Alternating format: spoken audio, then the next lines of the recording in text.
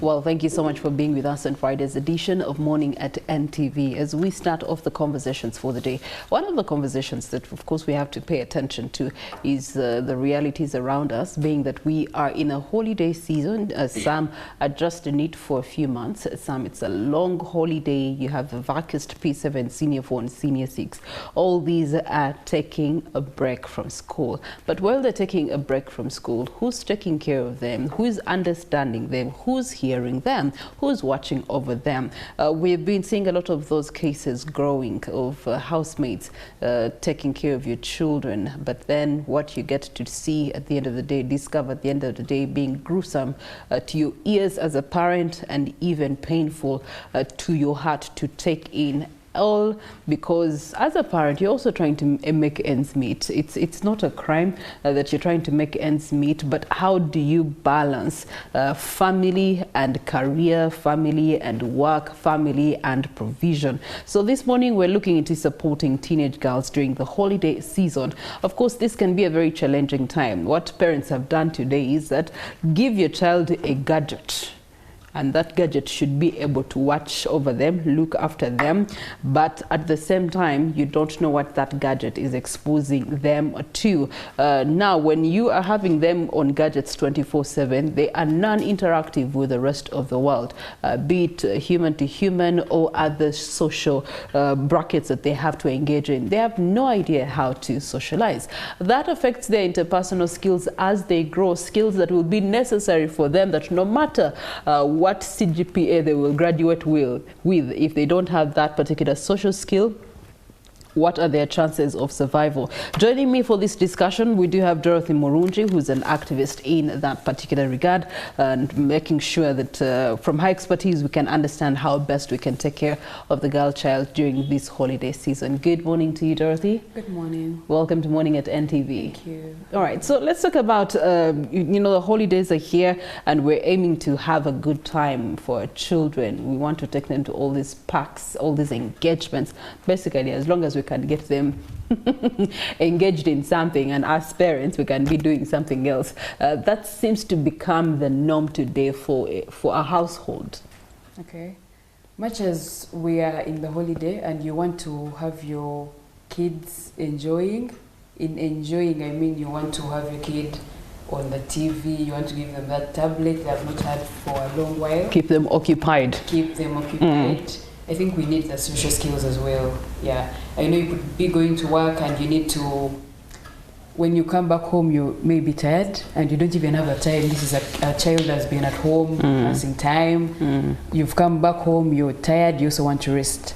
Much as there is that tiredness, you need to get back home, get back to the kids, give them those social skills. Even the people that stay home need to give them those social skills. Yeah. By those social skills, you could teach them a skill. Even those tablets and phones that they have, they could use them in a positive way. Okay. Yeah. How do we structure some of these things that you're emphasizing on, such as social skills, into the setting of a holiday maker, especially a girl child? Now, for a girl child, it's actually very important to create a safe space for them. That's one. Much as you want to have them having the social skills, you have to be the safe space. Yes, as you put these social skills, you could teach a skill. They could learn baking. They could learn so many other skills, learn how to play so many games, but in a positive way. Then also they have their holiday package. They have to use the internet in the right way. Yeah. Okay. You've talked about safe spaces for a homestead, a home setting. What does a safe space look like? What should be the elements that should be emphasized on for it to seemingly be a safe space for a child? Now, safe spaces, I'm not saying you should be as soft. You could be soft and still be a safe space. There is that boundary that your child should be able to confide in you. As children, as girls, we go through a lot. At school and off school, home. As you're at work, we are going through a lot. Even at school, now for the festive season, the holiday has been so long, we go through a lot. So even when you're back home, give your children the time. Give them the comfortability that they will sit down, listen to you and also talk to you, understand each other. Yes. Why they could be able to share. Why do you think parents have failed at that particular element? Time. Parents have no time. work, they go to work. By the time they come back home, the kids are also asleep. No safe space whatsoever. And for a girl child, it's extremely important. I'm not saying the boy child is left out there, but for the girl child, it's even more important. Much as you're busy, there is need to create enough space for the girl child, for the children as well. You could see them as if they're young. They have things they're battling with. They need someone to talk to. It could be small to you, but it's something extremely huge. Okay. Yeah, I've been watching a particular series, and it's very interesting how just a boy saying hello to her, she goes cuckoos, and she's like 8 years of age. She'll go cuckoos, and she'll need someone to where she can pour that information out to you. And so if there's no safe space or there's no attention to her, where does she put that information? Share it with the other friends, and then they'll tell her things that you do not want your child to know or engage in at the tender age of 8 years. So what is the call to action for parents in order to encourage them to create the safe spaces or be the safe spaces for their children, in the reality of the fact that they're not really so much available, to be honest? They're only available on Sunday when we're going together to church as a family. They're only available when we have a family gathering that they have to drag us to. But on the other dailies, they're really not available. And their version of availability is different. So long as they can put food on the table, data on your tablet, that's what they constitute as availability. True. So in such a state, we're actually lucky in this era. There's internet, but I'm saying we need to use the internet in the right way. Secondly, we need to make availability for the information. Yes. We need to educate them about their reproductive health. In this age, actually, there are so many, the rate at which teenage pregnancies is growing. In Uganda, we are around 24% as per April last year. So that's a very high number, which makes Uganda amongst the highest countries that are affected by teenage pregnancies. So we need to actually provide the reproductive health services. Even the education alone is very important. There's just so much going on in this day and era, the internet, the phones, so we need to focus so much more on providing the information, though in a right way.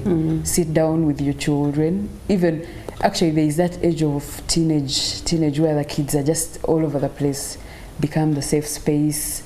Talk to them about the reproductive health. Actually, as they grow, I know there are so many kids at home. They're still young. Let me hit the nail on the head. With the realities that we have today, the information is just at the fingertips. Even at 0.1 day of a child's life, they can get this information if they can translate it.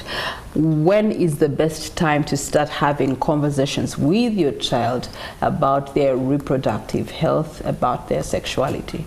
Even from as low as 3, 4, you just start talking to your child. It's as early as that. They are not young. They will, you take it slow. Actually, the earlier, the better. They will just get to learn with time. But as if you wait and you want your kid to be 12 and just, boom, you need to learn about reproductive health. No. And you're just hiding through the corners. You're trying to tell them about these things. I think it's far better when you start it from a young age. Yes, take them through. This is what girls go through. This is how you interact with a boy. This is how far you should go with the opposite gender. This is how kind it should be. There is where you stop and there is where you should go. These are the body parts on you. So you need to educate them as they grow. The more they grow, the better they understand it. It's actually digests better when it goes slowly, gently. Okay, all right, that's quite interesting. And now for the side of the parents, of course, that comes as a tough job, because they must have this information at their fingertips, later on embrace it themselves to comfortably have those conversations.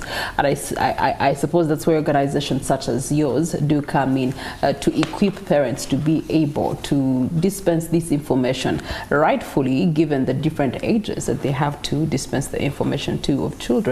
And so how do you help parents efficiently and effectively communicate some of these tough conversations that they must have with their children? Now, as for the foundation, for the Benefaction Arms Foundation, we make sure you equip your children with skills to keep them busy. This is a holiday. Keep your children busy, engage them. An idle mind is the devil's workshop. You have to engage your child all the time, teach them how to do things at home. Let them involve themselves in chores while at home. Then also, as the foundation, we empower children, we empower girls, we empower them to have the sense, the ability to do what they feel they can do. Okay. Even when they have made mistakes, we believe they can still take it on from there and become their future selves. All right, speaking of empowering, a little buddy informed me that you are actually having a bakery program that you are running this holiday. Tell us about that. Yeah, we have classes going on just to keep our girls busy, even for the boy child. We are not only focusing on the girl child. You bake, you learn how to bake, involve yourself. By baking, I don't only mean cakes. No, you can bake, you can make chapati, you can make pastries, every type of pastries, cinnamon rolls, you can make croissants. Just make yourself busy, and in that busyness you still enjoy what you do. Yeah, that's what we do, and we are focusing so much on vulnerable teenage mothers, children. From us, we have someone who is learning and she's 9 years and she's doing way better than the old people. Yes, so it's always better. We focus so much on equipping someone with a skill. It keeps people busy. Then a skill will never go away. Yeah. All right, so what prompted this idea in the first place? What was the problem? That I know social skilling is one of the things that you're trying to address. What is the other thing that you're trying to address with this program in the long run? In the long run, we are focusing on empowering teenage mothers. We know, sometimes it's not intended. There are mistakes. Actually, we went to as far as Kamuli and we were shocked at how most of these girls get pregnancies. Someone told us she was just lured by just 500 shillings and we were just shocked. So it's always better for us. In the long run, we just want to reduce the rate of teenage pregnancies. It's just 24% is just so high for the sub-Saharan Africa, and Uganda is one of them. So we are just focusing on empowering the girl child in the long run, empowering them with the best social skills, and making sure they are better now than before. All right, so who is eligible to be a part of this bakery program? At what cost does it come? What's the duration of this program? Now, this also depends on how you come. Yeah, because most of these are vulnerable. We just focus on equipping them with a skill. So it depends if you've been a victim of that early pregnancy, it's just free. It's from us to you to learn a social skill, so you could empower yourself financially, emotionally. And for other girls, it's just as a small rate, maybe 500,000, 600, and it goes for as long as you learn what we are teaching you. Yeah, once you learn, start something that could earn you something. We have so many single mothers, so many teenage mothers, so many young girls that don't even have school fees. Yeah. Okay. So I know that the money that you get from this program, you're putting it back into the teenage girls that you were talking about that have found themselves on the wrong side, getting pregnant at an early age. What have been the benefits of this nature program in impacting society for these young mothers? Now at Benefaction Arms Foundation, we take back 70% into the teenage mothers. We donate it back. We have outreaches every month. Yes, we equip people, we equip young mothers with information they need. Let's say with the family planning, you could be there just because you've grown up into it, you think everyone knows. People out there don't know.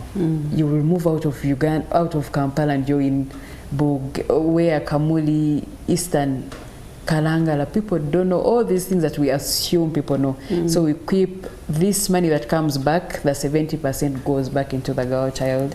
We equip them with the information they need to know, even services, financially, emotionally, we are there for them. Okay. All right. While that is said, done, and dusted, at the end of the day, what's the bigger picture that you're trying to achieve? Because we also want to reduce this burden and reduce the statistics of teenage pregnancies. So are we looking to that other side also? We are looking at not even just supporting, because when you support them, they would want to continue what they are doing. You'll come and tell them, we are supporting you, we are giving you the money you need, we are giving you the information you need, and someone will still go back. We just want to reduce the number of teenage pregnancies completely, not having sideways. So by that, we have to equip them with the information they need. It's right as it is. Stop having early sex. Family planning, if you must have it, actually you shouldn't even be having it. Why are you having sex when you're still studying?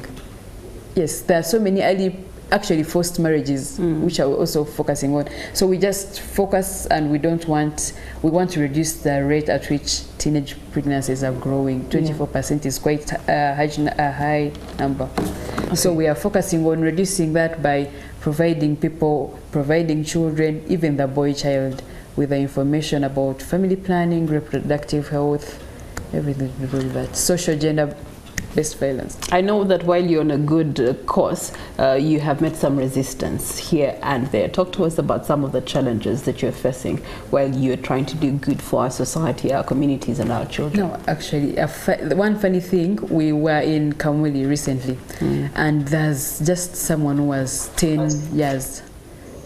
She had been